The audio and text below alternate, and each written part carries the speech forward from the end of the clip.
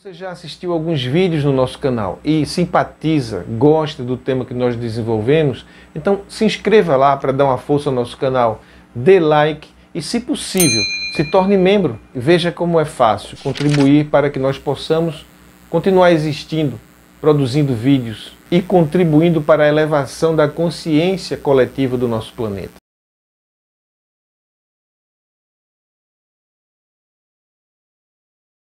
Sua filha teve falência pulmonar, infelizmente o corpo humano ele não consegue sobreviver sem três órgãos, que é o coração, o cérebro e o pulmão.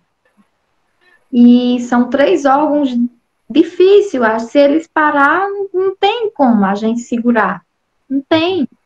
E aí sua filha teve falência pulmonar e infelizmente nós vamos iniciar o protocolo da UTI. E aí minha mãe disse que não, que eu ia ficar bem, perguntou qual era a minha chance, e o médico disse que era 1%. 1%. 1%. E aí...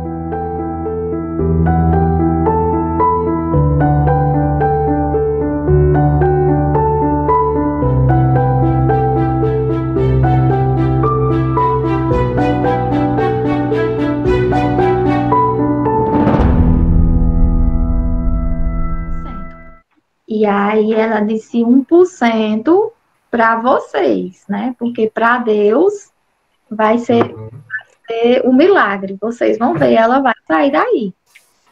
E nisso ela começou, o andarilho dela, né? Ela começou a enviar áudios para a minha família, áudios assim, bastante emocionada. Depois eu até tive acesso a esses áudios, e aí quando eu saí, eu descobri que inúmeras igrejas de várias religiões, católicas, evangélicas, protestantes, assembleias e centros espíritas, tudo isso estava unido em oração por mim, né? Pedindo em oração por mim. E aí eu precisava também, era no início da pandemia, existia um protocolo que não era ainda um protocolo autorizado pelo Ministério da Saúde, que era a transfusão do plasma, né, que é a pessoa que já tinha tido Covid, estava curada, e ela precisava ter o mesmo tipo sanguíneo que eu. E aí ela doava o sangue, e aí eles separavam o plasma e aplicavam em mim. Sim. E aí eles estavam na busca de um doador, que era tipo a última alternativa para ver se tinha alguma chance, né? Mas Chegaram aí, a fazer isso? sim, chegaram a fazer isso ainda. Eu fui a segunda paciente, né, lá do hospital a ter essa oportunidade, né? Eu digo assim, essa oportunidade, porque hoje em dia, inclusive, não faz mais o procedimento, foi vedado, né? Porque era um procedimento experimental, uma doença nova, e só estavam fazendo porque tinha um decreto presidencial que o presidente dizia, olha, se a família autorizar, pode fazer. Qualquer experiência. Agora a família tem que se responsabilizar. E aí chamaram minha mãe, ligaram para minha mãe meia-noite do hospital, sendo que de manhã avisaram a ela que eu tinha tido falência pulmonar, que eu podia morrer a qualquer momento. E aí, quando foi meia-noite, ligaram para ela, ela achava que estavam ligando para dizer que eu tinha morrido, né? E aí ela já desmaiou, já passou mal, já foi aquela loucura. E aí a amiga dela pegou o telefone, e aí eles disseram, não, a gente encontrou um doador para a Daiane, e essa bolsa está vindo aí de outro estado, e vai chegar, e a mãe dela precisa assinar autorização. E aí minha mãe foi correndo para o hospital, assinou a autorização, e o médico, ela perguntou para o médico, qual é a chance da minha filha se recuperar com isso aqui? Aí ele disse, olha, ela é a segunda paciente aqui do hospital que vai fazer esse procedimento. O primeiro morreu. A senhora vai assinar? A mãe disse assim, tem outro remédio? Tem não. Tem outra chance? Tem não. Vocês estão dizendo que ela tem 1% de chance? Tem. Pois esse 1% está nessa bolsa aí. Assina. Aí assinou, e aí eles colocaram essa bolsa em mim, né? E virou a madrugada. E aí foi quando, com algumas horas depois que eu tinha tomado a bolsa, né? Eu tô falando assim, algumas horas depois, porque eu tive acesso ao meu prontuário, e aí eu Sim. fui ler, dia após dia, tudo que aconteceu, para ver se eu conseguia associar algum acontecimento do plano físico com o plano espiritual, né? Sim. Eu li para poder ter esse comparativo. É um prontuário de mais de 2.000 páginas. Nossa. E eu ainda pensei em colocar ele no livro, mas só 2.000 páginas só de prontuário, então aí eu estou lendo ele e Pode fazendo botar alguns pontos, né? alguns pontos, alguma coisa que chamou a atenção, né?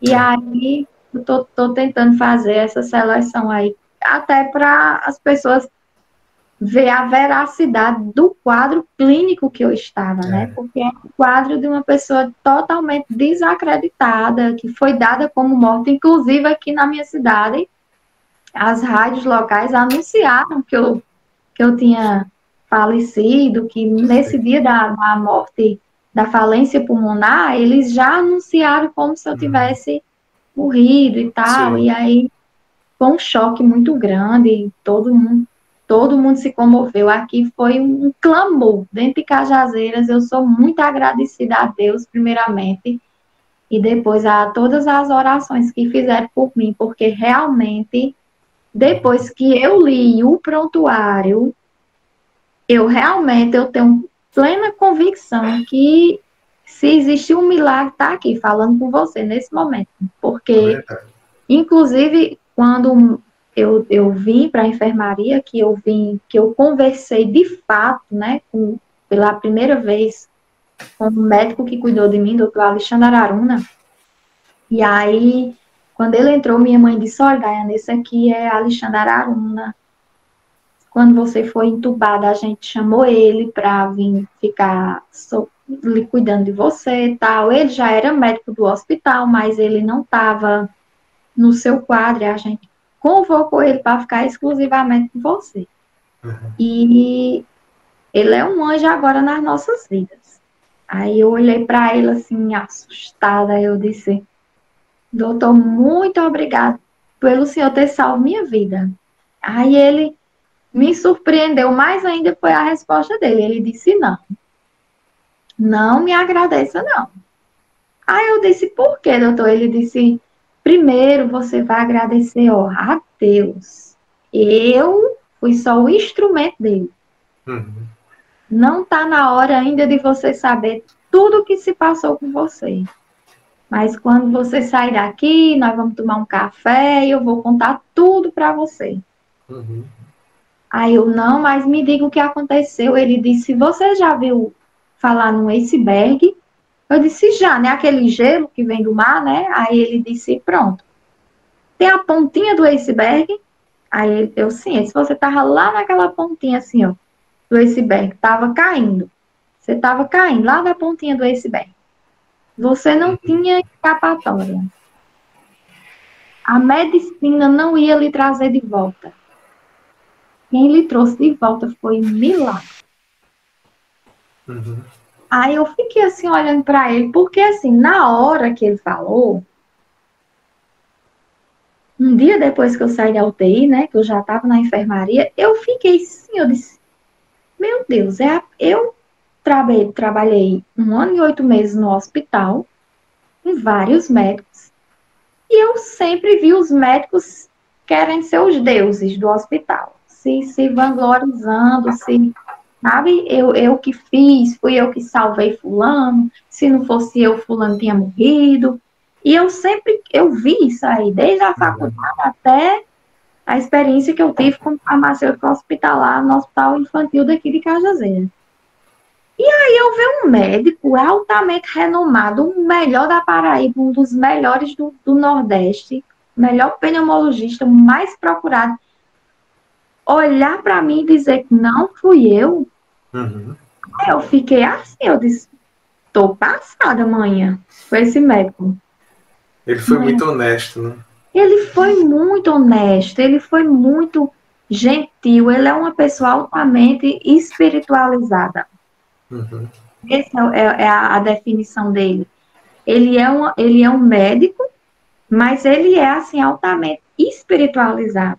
É um homem de Deus. É como ele disse, eu fui só o instrumento. Mas você foi dada como morta várias vezes dentro daquela UTI. Ninguém acreditava na sua volta, Daiane. Só eu e sua mãe. No nível que você chegou, não dava para Não. imaginar que você ia voltar, não. Não dava.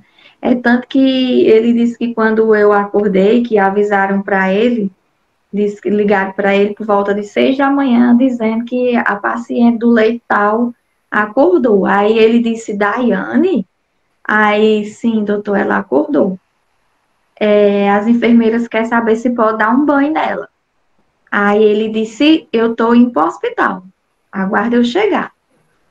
E aí ele disse que quando já foi ligando para os médicos, os intensivistas lá do próprio hospital, os amigos dele, os colegas dele, ele disse que falou com os intensivistas, disse, ó, vocês aí que são ateus, vamos ali comigo ver o negócio, vamos ali ver o negócio, tá, não sei o quê. Aí disse que mostrava meu prontuário, e todo mundo que via meu prontuário dizia assim, já morreu?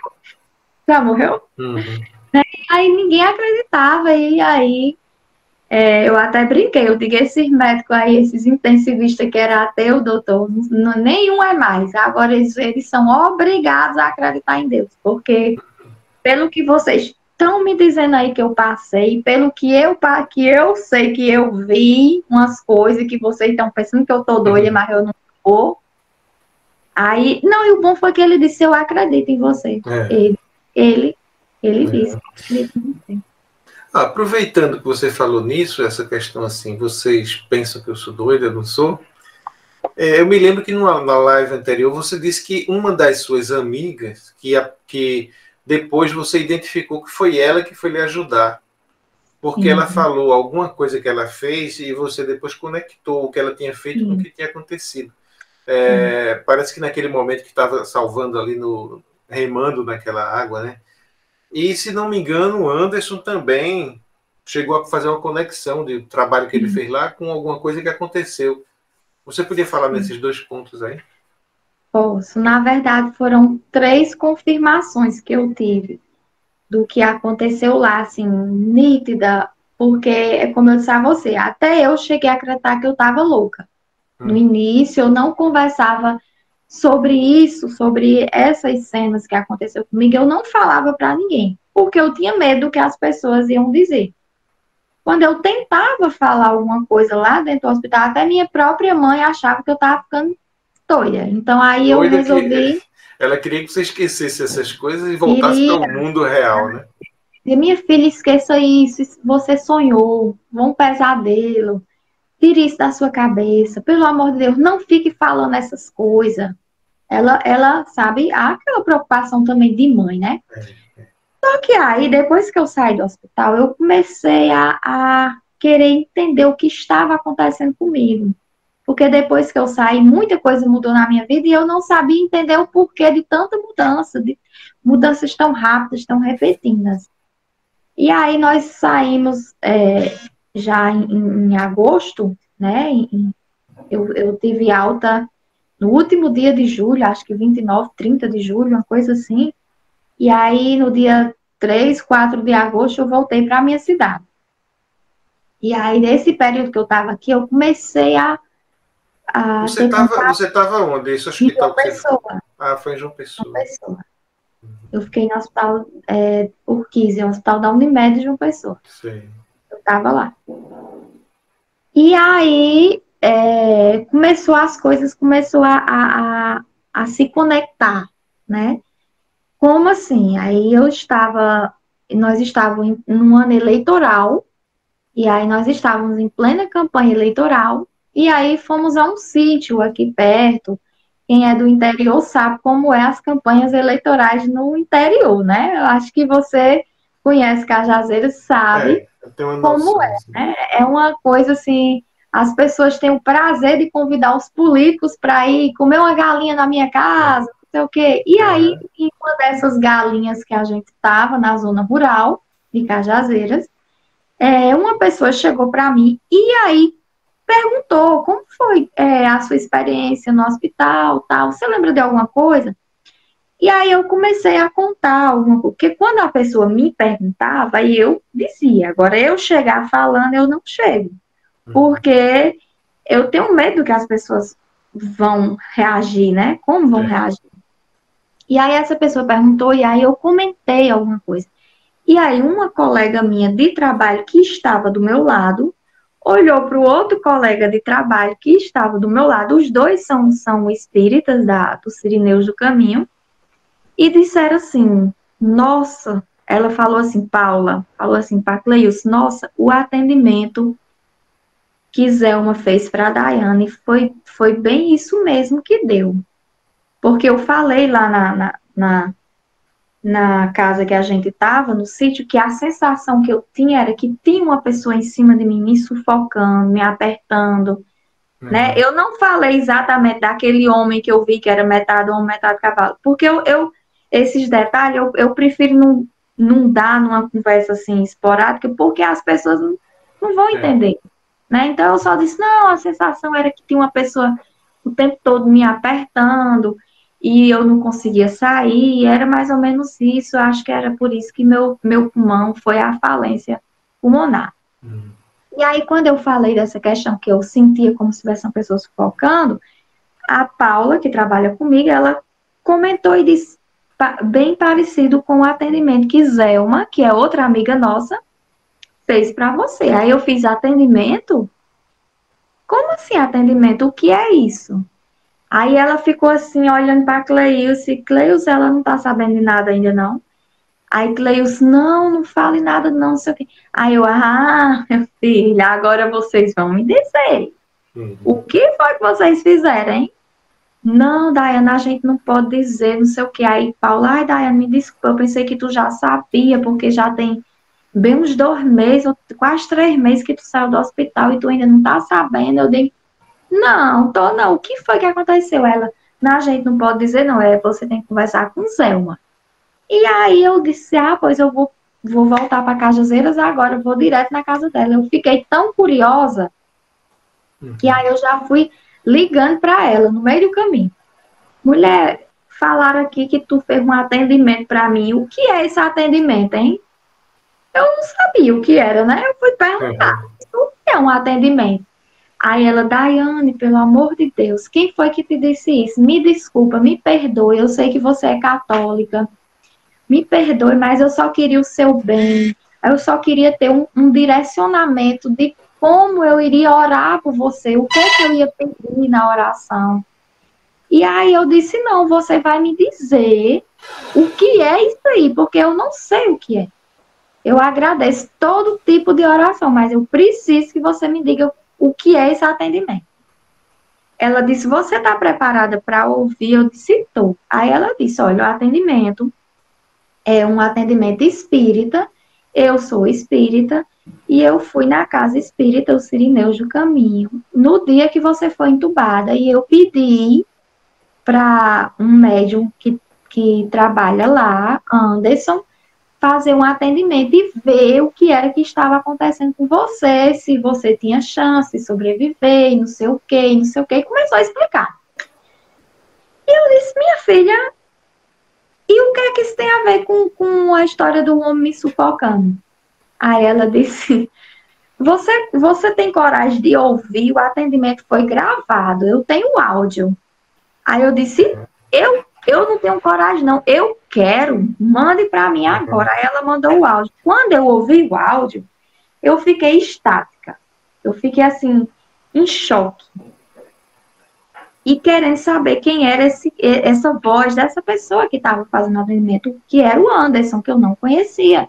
E eu preciso encontrar esse homem urgentemente. Ele vai me explicar tudo o que aconteceu comigo. Eu tenho certeza. Mas ele fez isso lá no hospital, foi?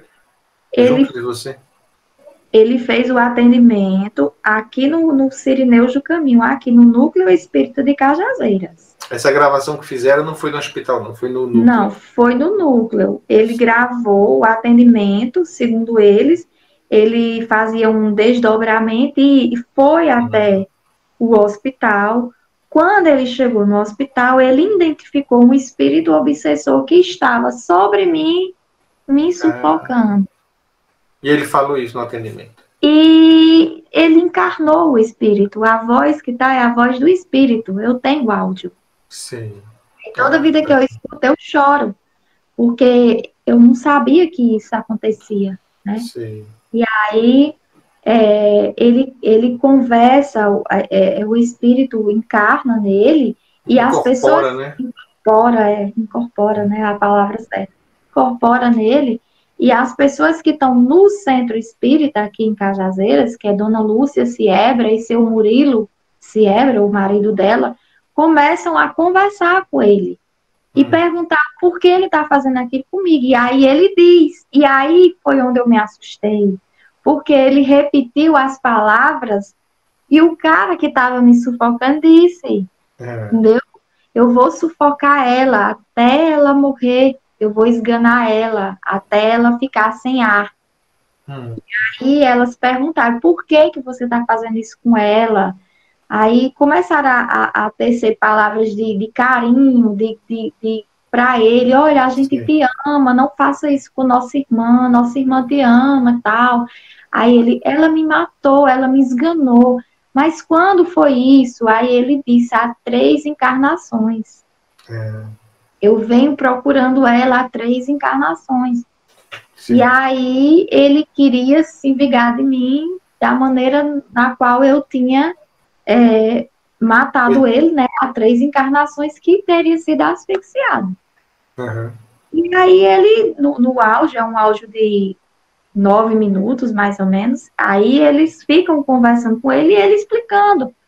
E aí ele chora, e aí chamam o espírito da mãe dele, vem também, e tenta acolher ele, tentam fazer um acordo espiritual com ele, que é justamente essa voz feminina que chega lá na hora que me tira de lá, e eu fiquei, na hora que eu fiquei sem saber como foi que eu estava agora há pouco esganada e eu já não estou mais. E essa voz feminina apareceu nessa hora lá, na sua experiência? Sim, que era justamente a mãe, o espírito da mãe, né, dele, querendo acolher ele, de certa forma, recolher ele, né? Sim. E aí parece que eles conseguem recolher ele, faz um acordo espiritual com ele, ele aceita, depois de muita luta lá, muita conversa com ele, ele aceita, e é quando as coisas começam a melhorar. E aí a menina que pediu atendimento, Zelma, ela disse que pediu porque precisava ter a orientação de para que orar. Então ela disse que a partir daí todo mundo começou a orar para que esse espírito me perdoasse. Sim, sim. Entendeu? Era como se eles estavam pedindo em meu nome o perdão para ele. E aí começou esse grupo de oração e tal e tal. E aí eu fiquei louca da vida querendo saber quem era Anderson e quem era Dona Lúcia e quem era seu Murilo. Eu quero conhecer eles porque não tem condição. Foi a mesma fala que ele disse do mesmo jeito. Eu vou, a voz, o som da voz, sabe? Sim. E eu fiquei em choque com isso, né? E aí, só que isso tinha sido a última comprovação que eu tinha tido. A primeira comprovação de que o que eu tinha tido ali era real foi logo quando eu voltei para casa, porque quando eu voltei para casa eu não podia receber visitas por causa do Covid, eu estava debilitada. Então eu recebi muitas cartas, presentes, cartas, flores, as pessoas mandaram na minha casa. E uma dessas cartas era uma carta de uma amiga querida de infância, que ela fez uma carta e a filha dela fez um desenho para mim. E foi outra coisa que eu tenho esse desenho guardado até hoje, que foi a primeira coisa que eu vi, que era uma coisa do mundo físico e que era igual do mundo real. E aí, quando eu abri, igual do mundo espiritual, né? E aí, quando eu abri o desenho de Débora, ela tinha simplesmente desenhado aquela cena que eu vi sobre a cama, que era o arco-íris, as borboletas, os passarinhos, a árvore, o sol, aquela coisa forte, o brilho do sol, ela fez Exatamente o que você viu. igual o que eu vi, né? Igual. Então, isso aí foi assim que eu saí do hospital, eu recebi essa carta. E aí, quando eu abri, eu fiquei parada assim, eu chorei, chorei, chorei, e as pessoas sem saber porque eu estava chorando, que eu já tinha lido várias cartas e não tinha chorado. E aí, quando eu vi só o desenho, eu caí no choro, assim, quase que eu não parava mais de chorar. Tanto que disseram, não, ela se emocionou, vamos deixar para ela ler o resto das cartas amanhã. E aí, eu fiquei com esse desenho hoje ele vai virar um quadrozinho na minha nova casa, né, que eu tô de Se mudança. você achar que deve, poderia mandar uma foto pra gente, que a gente colocaria na edição do vídeo. Sim, sim, posso. Seria Vou mandar para você no seu WhatsApp. Assim que terminar aqui, eu já mando para você. E aí foi a primeira comprovação foi essa. E a segunda comprovação foi uma amiga minha que mora hoje em São Paulo. A gente se conhece há muitos anos, né? Desde do colégio, tempo do colégio. E aí hoje ela mora em São Paulo. E ela veio para cá em setembro, final de setembro do ano passado. E aí ela, amiga, eu vou ficar uns dias com você, não sei o quê, porque ela rezava muito por mim esse período que eu estava lá. Ela estava lá, mas ela soube que você estava passando ela por isso. soube, porque nós temos o grupo das amigas do tempo do colégio, né? Então são 5 amigas inseparáveis. Existe esse grupo, que esse grupo até hoje a gente não desgruda, né? Inclusive elas são minhas madrinhas de casamento. E aí ela disse que ficou nesse tempo todo em oração. Só que eu não sabia também que depois que Marcinha tinha ido embora morar em São Paulo, ela também tinha se tornado uma pessoa espírita, estava dentro da doutrina, eu não sabia disso, né? Ela não tinha contado isso pra gente. E eu acredito que ela também não contou com medo da gente, né? Não gostar, né? Tem um preconceito. Um preconceito, porque todas nós éramos do mesmo igreja católica, do mesmo grupo católico, então eu acho que ela meio que, né? Então, e ela hoje ela é coach, terapeuta tridimensional, uma coisa assim, né? Vai em outras transpessoal. Ela vai em outras dimensões. E aí ela disse, quando ela chegou aqui, que a gente tomando café na minha casa, ela disse, amiga, a vontade que eu tenho é de te bater. Aí eu disse, por quê? Ela disse, minha filha, olha, eu fui 2 vezes no hospital. 2 vezes. Uma vez eu fui de forma involuntária. Eu estava tão conectada na sua energia, eu pedia tanto para você voltar, que eu fui de maneira involuntária. E eu ainda estou aprendendo aí, porque o difícil não é ir, o difícil é você voltar de uma dimensão para outra. E aí eu fui até você de forma involuntária. E eu rodei o hospital inteiro e não te achava. E eu tava ficando louca da vida que eu não te achava. E de repente eu te encontro do outro lado da rua no hospital. E eu vou lá e pego na sua mão e trago e digo, você tem que ficar aqui, do lado da cama. Eu disse, era tu? Aí ela fez, como assim era tu? Eu disse, eu lembro disso. Mas eu não sabia que era tu. Ela disse, você consegue lembrar? Eu disse, consigo, Marcinha, mas eu não...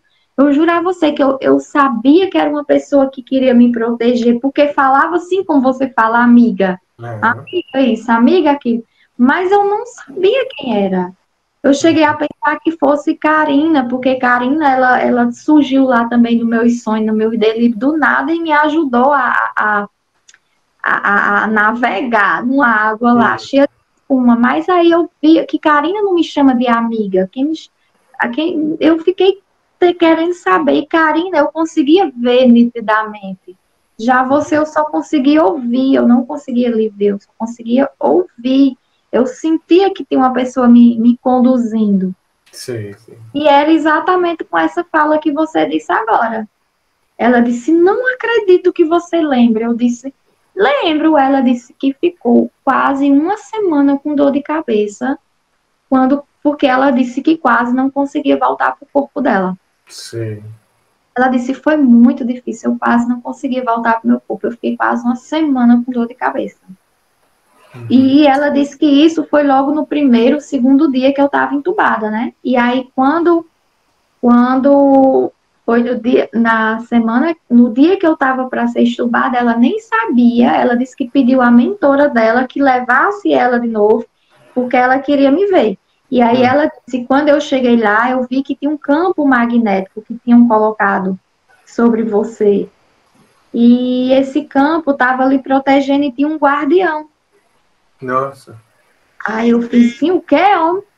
Ela disse que tinha um guardião lá, tinha um campo magnético, tinha um guardião. E aí eu vi que você estava segura, que você estava protegida.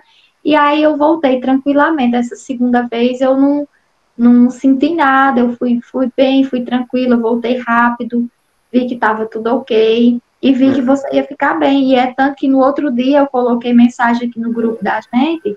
Meninas, fiquem tranquilas que logo, logo ela vai sair. Quando foi à tarde, a gente soube que você tinha sido estuprada. Nossa. Aí eu disse, na minha cabeça, eu disse, esse guardião era um velhinho, assim, que ficava com a mão no queixo. Porque ele me deu trabalho, viu, minha filha? Ele não falava nada comigo. Ela E chegou a aí, confirmar a aparência dele, não? ela disse, não reparei, Daiane. Eu vi que era um homem, mas Ah, eu não reparei. Eu sei que ele estava lá numa função mesmo de proteger você, mas você estava com um campo magnético. E no áudio que eu recebi dos meus, do atendimento que a Anson fez, eles falam desse campo magnético. Vamos colocar um campo magnético com energia não sei o quê, energia amarela, energia branca, energia lilás. E aí eles falam desse campo que está sendo colocado, né? E aí tudo começou a fazer sentido para mim. Né? E aí, quando eu ouvi o áudio de Anderson, aí pronto. Aí eu disse, eu preciso conhecer esse cara. E tem uma coisa, eu perturbei ele num grau que ele não tem... Ele estava, assim, furioso já comigo. Acho que ele disse, quem é essa doida? Porque eu mandava mensagem todo dia no Instagram. Pedi o telefone dele, ele não dava. E aí eu consegui o telefone dele com outro amigo em comum que a gente tinha, que eu descobri que era amigo em comum, e ele não queria dar, eu disse, me deu o telefone, e comecei a perturbar até o dia que ele me atendeu. Eu disse, eu só quero tomar um café com você, porque eu preciso, eu tenho certeza que você não vai dizer que eu tô louca. E ele, o que aconteceu? Aí eu disse, eu tive umas experiências muito loucas quando eu estava no hospital. E aí tudo está se confirmando agora. E até eu ainda faço terapia até hoje. Eu faço terapia porque às vezes penso que eu vou pirar mesmo, com tanta coisa. É porque você ainda está em processo de assimilação, né? Faz pouco tempo. Faz Você pouco ainda está tempo. processando isso, né? Estou processando. E aí eu marquei um café com ele, contei toda a história. E para ele eu já contei, assim, a gente ficou uma manhã inteira conversando. Uma manhã inteira eu contei tudo para ele, assim, nos mínimos detalhes. E ele ficava assim, espantado, olhando para mim. Daiane, você teve uma experiência riquíssima. Eu estou encantado, não acredito. Você nunca tinha estudado nada de doutrina espírita, eu digo, nem sabia o que era isso. E ele lembrou que tinha feito aquele atendimento para você? E aí eu levei o áudio, eu digo, olha, escuta o áudio. Quando eu botei o áudio para escutar, ele, meu Deus, mas isso faz tanto tempo, eu nem lembrava mais disso. E era você, eu digo, era eu. Ele, meu Deus do céu, Daiane, o obsessor queria te matar.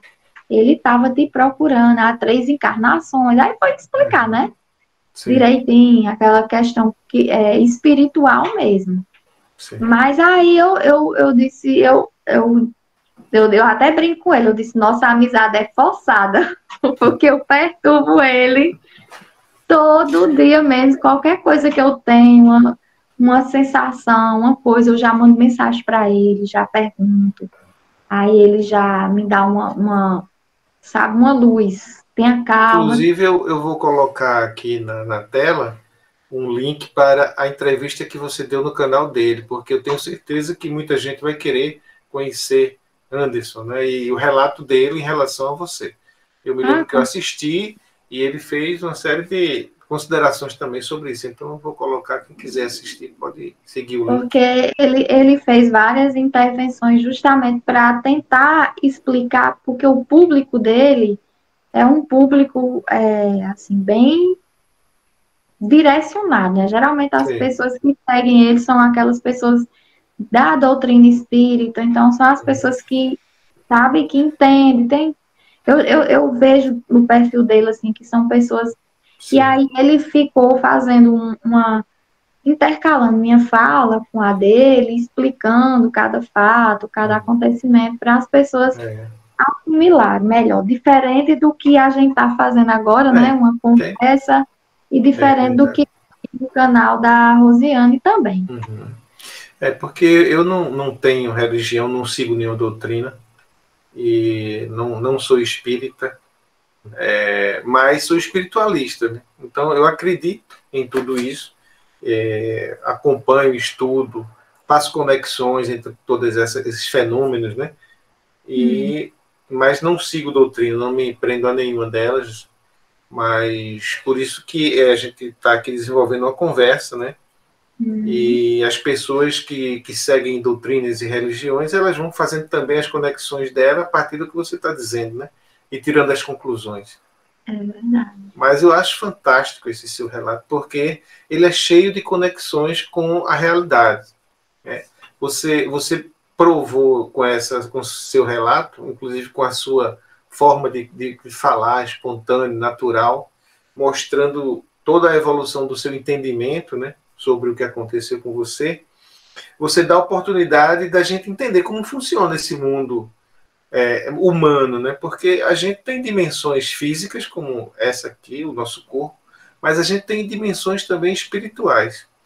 E aí, essa tua experiência mostra pessoas do plano físico interagindo com o mundo espiritual e mostra pessoas do plano espiritual vindo até a dimensão física para interagir. E você, nesse meio aí, saiu lucrando, né? Porque você terminou tendo assessoria de pessoas desse plano do outro, em consórcio. E talvez isso explique o milagre que aconteceu com você, né? Eu até costumo brincar, né? Eu digo assim, minha gente, eu acho que vocês perturbaram tanto o juízo de Deus, pediram tanto, que eu acho que Deus deve ter saído assim do trono celestial dele, deve ter dito: quem é essa Daiane? Por favor, não aguento mais, meu ouvido não aguenta mais esse nome, Daiane, que é você. Quem é essa menina? Mostre a cara dela, manda ela voltar, não tem condição. Eu aproveito esse momento para perguntar, você perguntou quem é essa Daiane, né? Deus deve ter perguntado, quem é essa Daiane para resolver o problema dela? E eu te pergunto, quem é esse Deus que resolveu o teu problema? Ah, meu filho, é o Deus que sabe tudo, viu? É um Deus mais perfeito e mais maravilhoso que você nem eu não consigo descrever. É uma coisa, sabe? Eu acho que tudo isso aconteceu comigo para eu entender também quem era a Daiane. Sim. Porque eu tinha me afastado de Deus. Eu fui uma pessoa que nasceu e se criou dentro da Igreja Católica. Obrigado por assistir ao nosso vídeo. Volte sempre. Estamos aqui todas as sextas-feiras às 20 horas, lançando sempre vídeos novos.